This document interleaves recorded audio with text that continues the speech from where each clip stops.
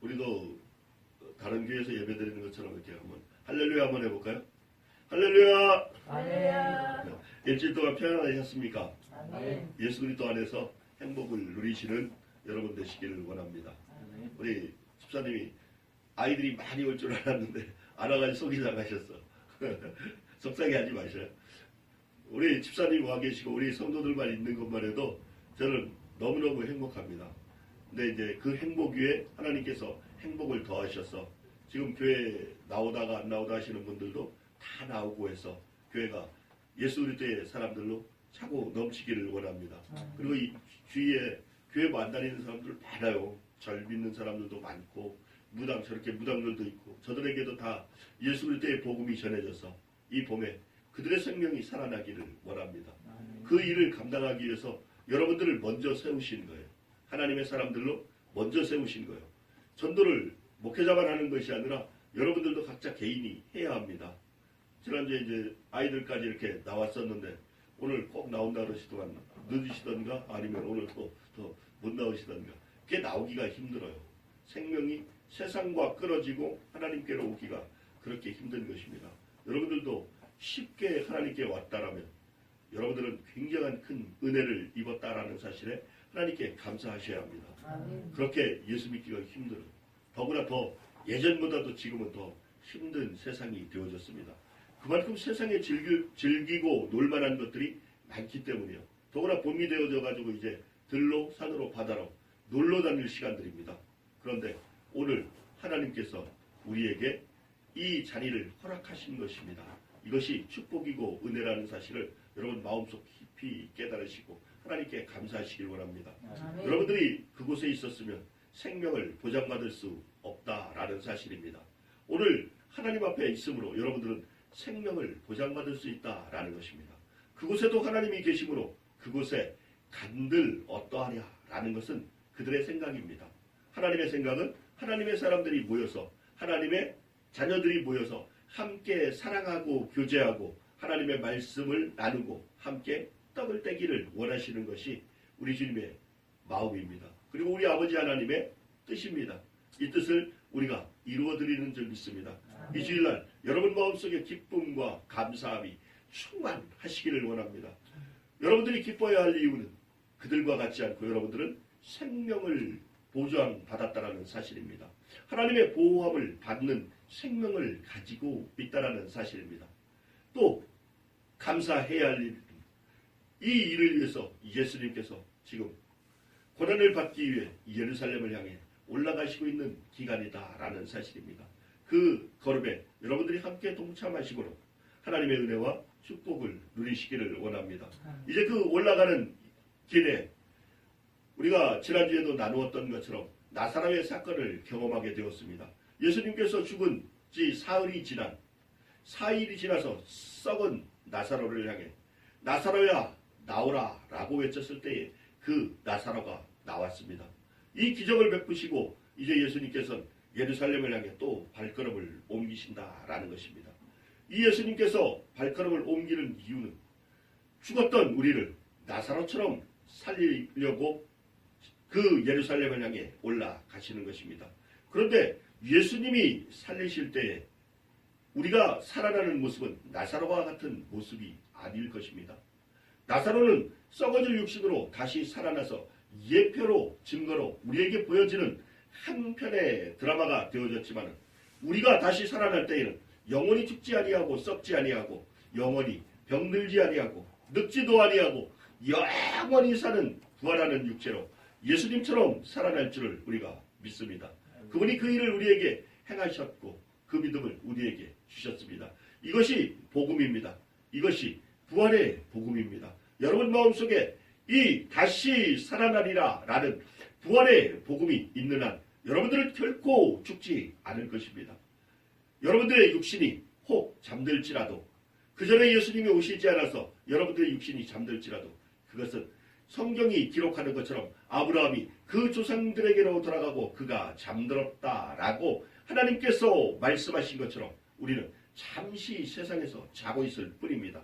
주님께서 다시 오실 때에는 우리는 예수님처럼 부활할 줄 믿습니다. 오늘 예수님께서 이제 그 현장에서 올라가시며 한 일이 또 일어나고 있습니다. 성전세에 대한 이야기가 나오고 있는 것을 보게 됩니다.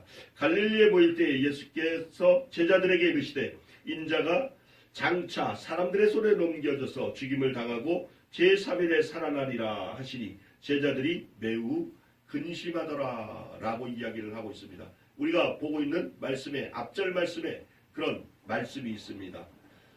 죽임을 당하고 제3일에 살아나리라 하시니 제자들이 매우 근심하더라 라고 이야기를 하고 있어요.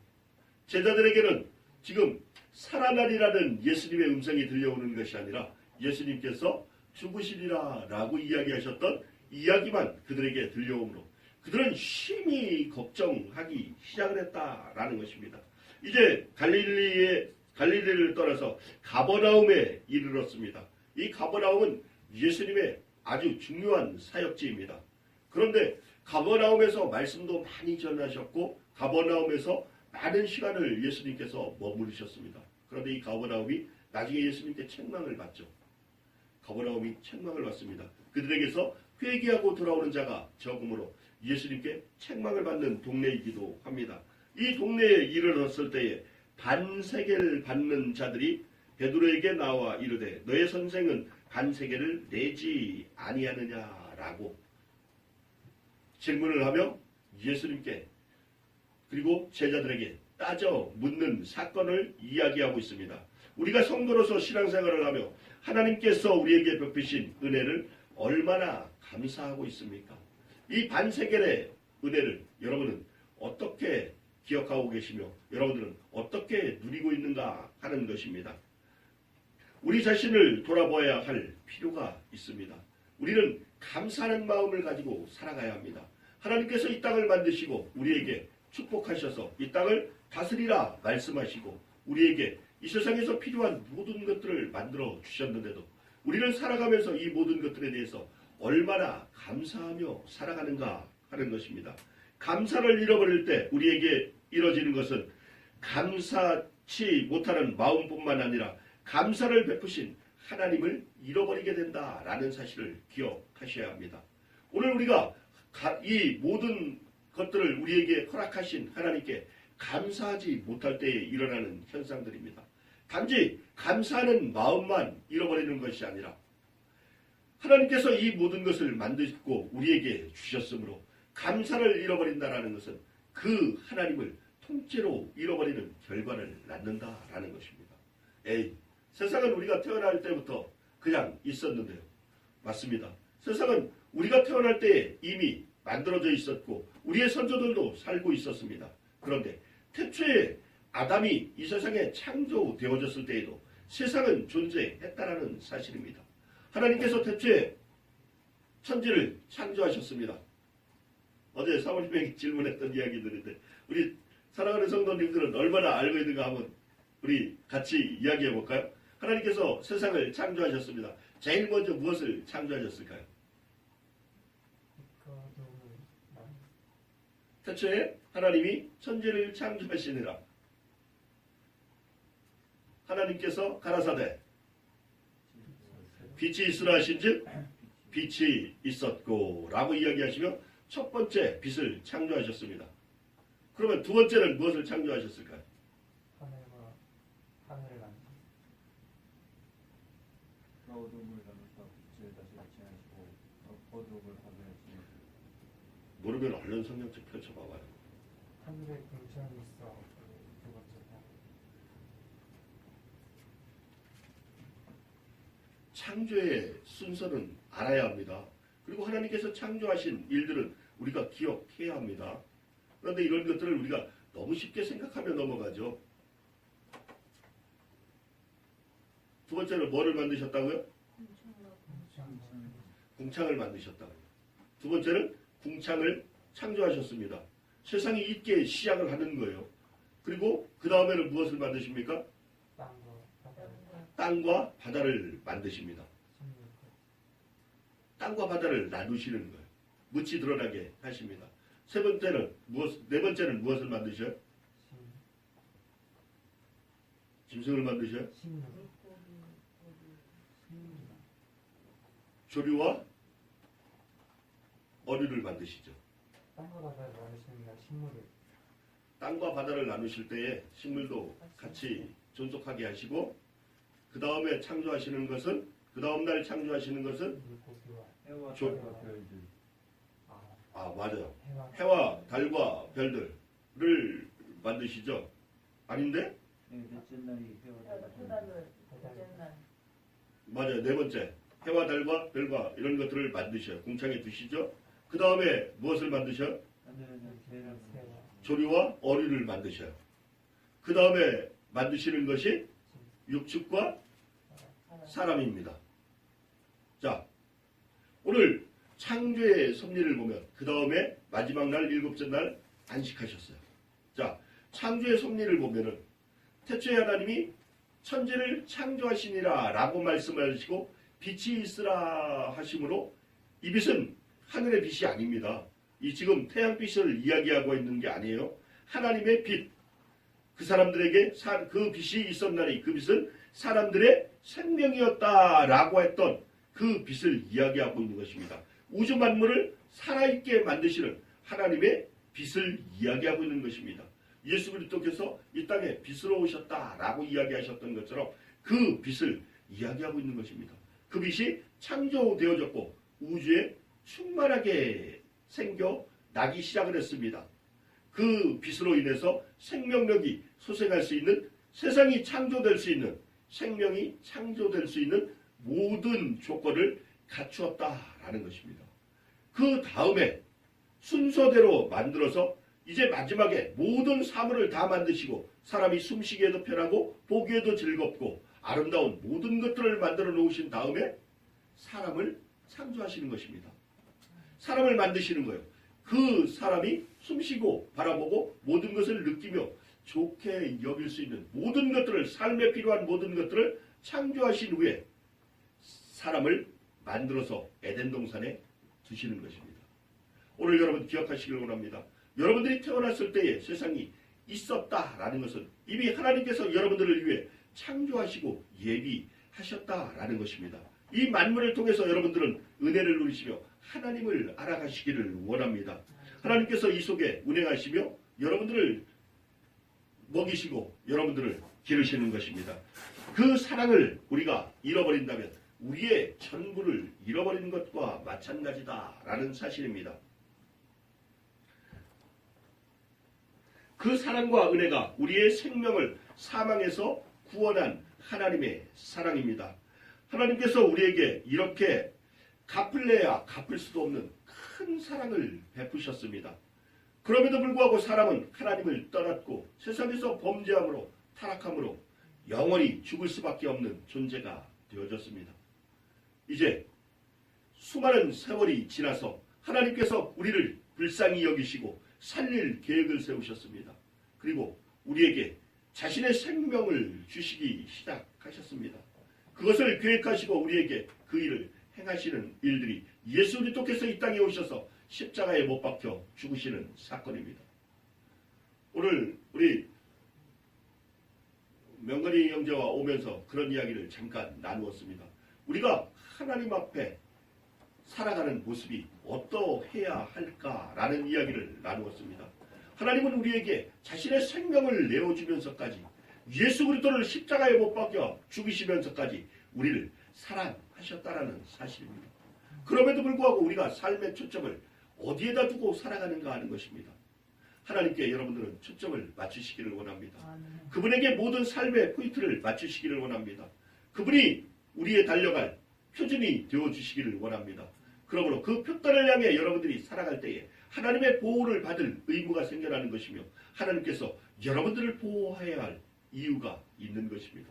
하나님께서 생명을 내어주셨는데도 불구하고 우리가 그 생명을 고의로 거부하고 세상을 더 사랑해서 세상을 향해 달려간다면 여러분들은 결단코 하나님의 보호를 받을 수 없을 것입니다. 하나님께서는 여러분들을 보호하지 않을 것이며 사단에게 내어준 바 되어질 것입니다. 오늘 여러분들은 늘 주님 안에서 주님을 향해 달려가는 그리스도인들이 되시기를 원합니다. 하나님께서 모든 것을 다 주셨기 때문입니다. 생명 그 이상을 줄 수가 있겠습니까? 여러분들은 누구를 사랑하는 사람들을 위해서 여러분들의 생명을 주실 수 있겠습니까? 혹 주실 수 있을지라도 그것을 하나님처럼 사랑해서 줄 수는 없을 것입니다. 하나님께서는 우리에게 그 생명을 주시기를 즐겨하셨으며 그 예수 그리스도를 십자가에 못 박아 죽이시기를 우리를 사랑하셔서 하셨다라는 사실입니다. 이 사랑을 여러분은 결단코 잊어버리지 마시기를 원합니다.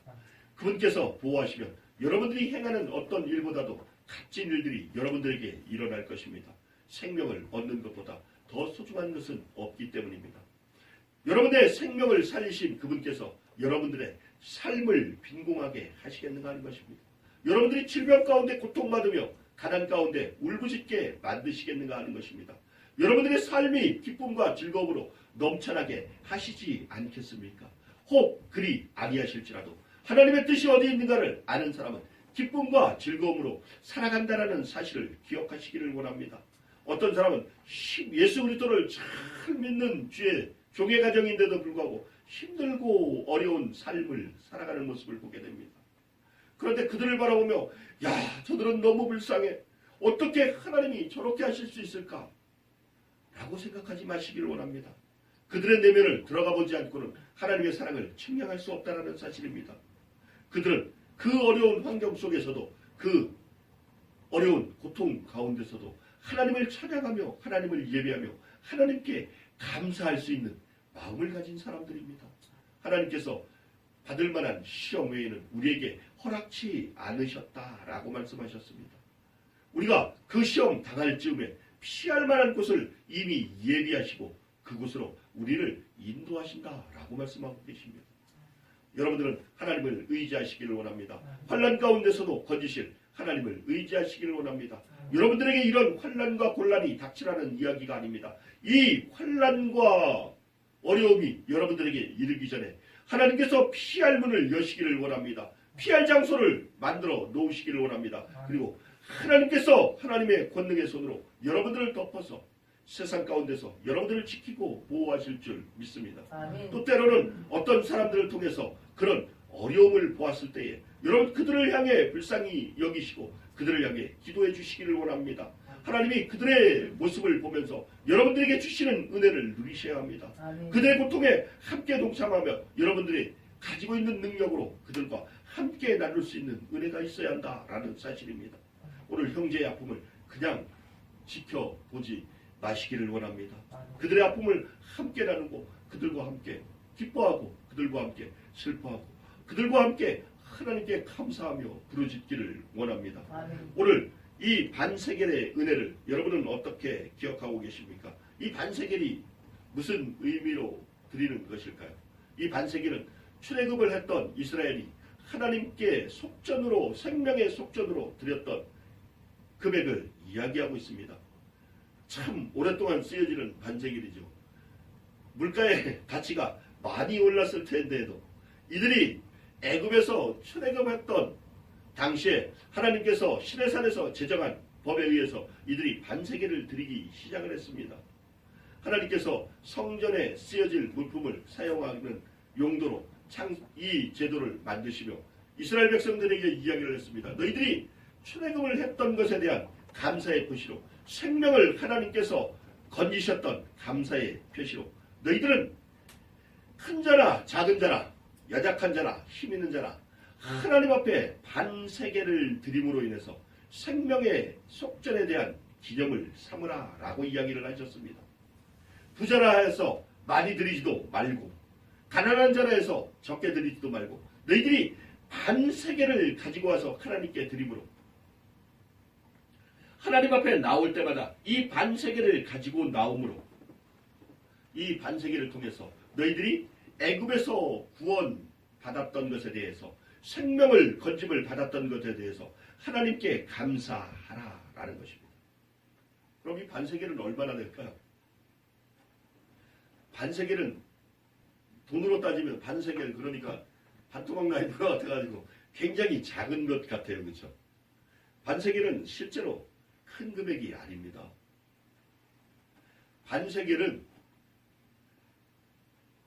그 유대인 당시에 지금 예수님 당시에 헬라인들이 이틀 품값에 해당하는 금액이 반세겔입니다.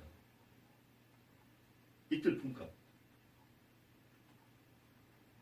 그러니까 누구나 다 드릴 수 있을까요? 없을까요?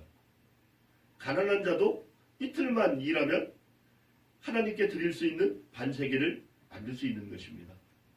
부자도 더 드리지 말라는 것은 이것은 공평하다는 것입니다. 생명은 누구에게나 소중한 것이고 생명은 누구에게나 공평하다라는 것입니다.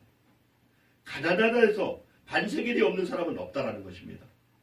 이들은 계수할 때에 이스라엘 백성들을 계수할 때에 20세 이상 된 사람들은 하나님 앞에 나와 반세겔을 드리라 라고 이야기를 했습니다. 20세 이상을 성인으로 보았다는 것입니다. 그들은 다 하나님 앞에 반세겔을 드림으로 하나님 앞에 생명의 속전에 대해서 감사했다라는 것입니다. 이 세겔을 드리는데 반세겔을 드리는데 조건이 한 가지 있습니다. 억지로 말고 감사함으로 나와야 한다는 사실입니다.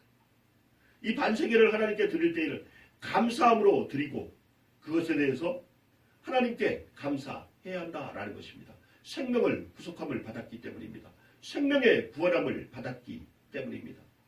오늘 우리에게도 하나님께서 은혜를 베푸셔서 하나님 앞에 나올 때에 우리는 빈손 들고 나오지 않게 하신 은혜에 감사하시기를 원합니다.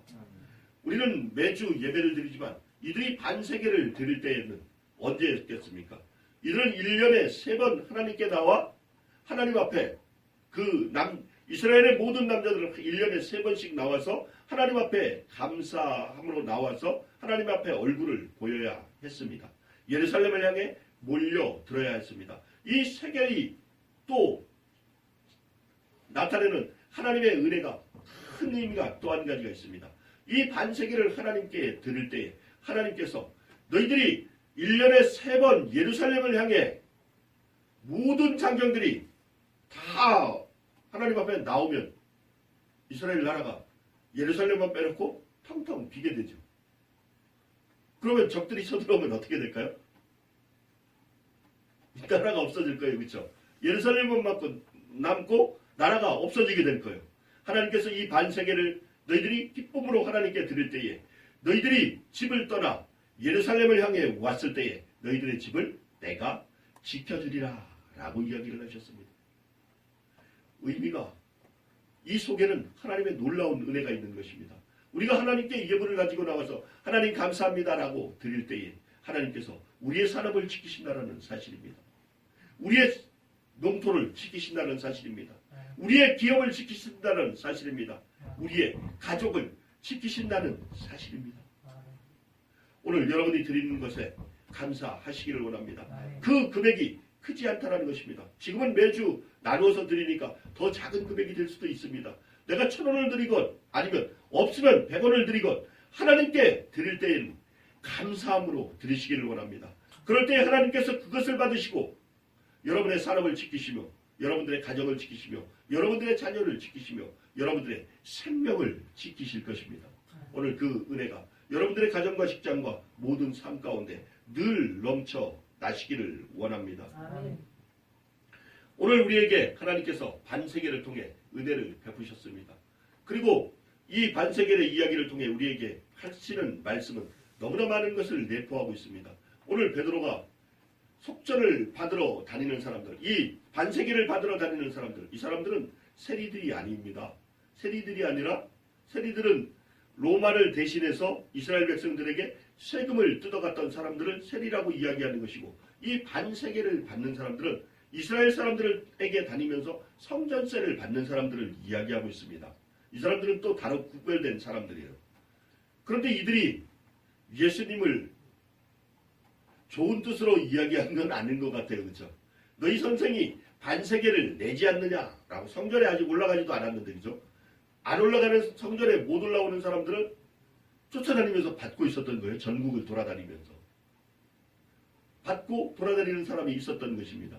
그런데 오늘 예수님이 아직 예루살렘에 이르지도 않았는데 예수님을 반세겔을 내기를 원하고 예수님께 쫓아와서 이야기를 하는 것입니다. 참 이때에도 베드로의 성격은 나타납니다.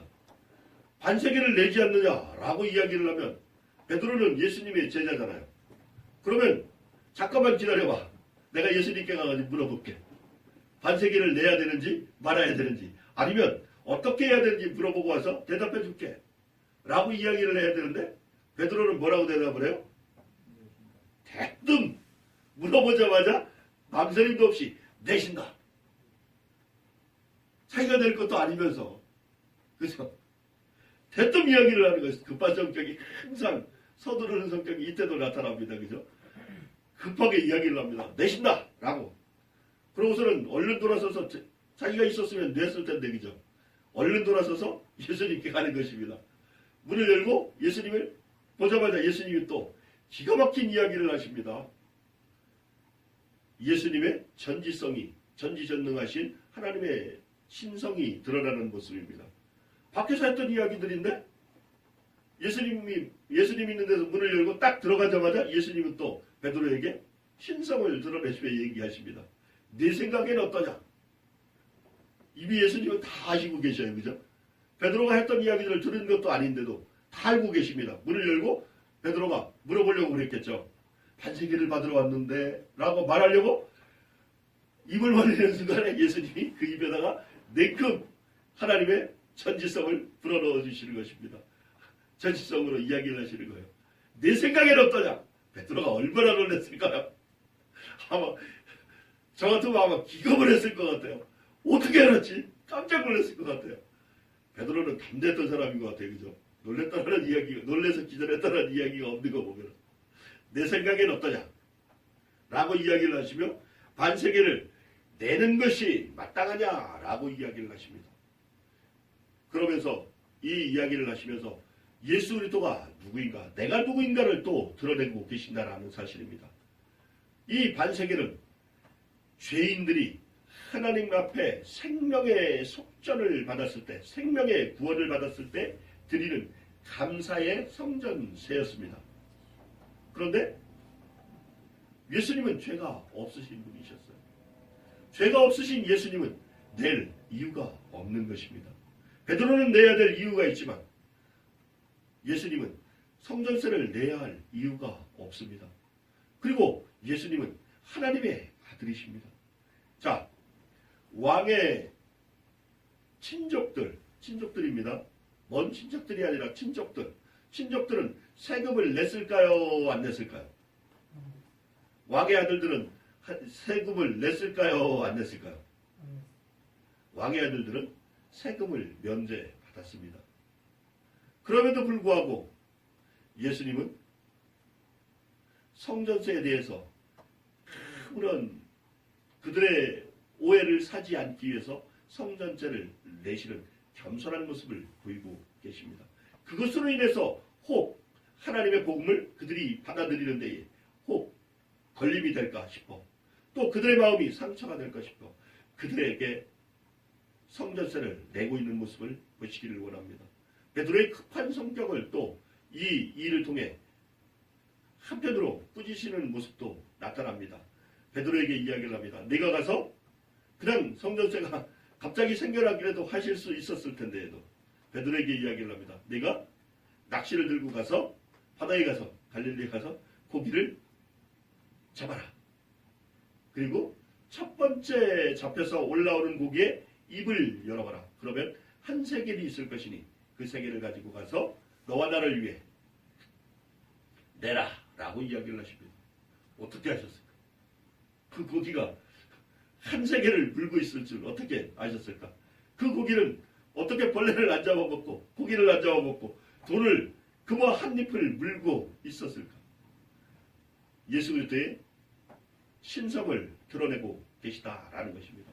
그리고 이 말씀을 통해 베드로의 급한 성격을 다스리는 예수님을 보시기를 원합니다. 낚시는 오래 걸리는 것입니다. 그리고 낚싯대를 들고 물가에 가서 고기를 낚기까지는 여러 시간이 걸리는 것입니다.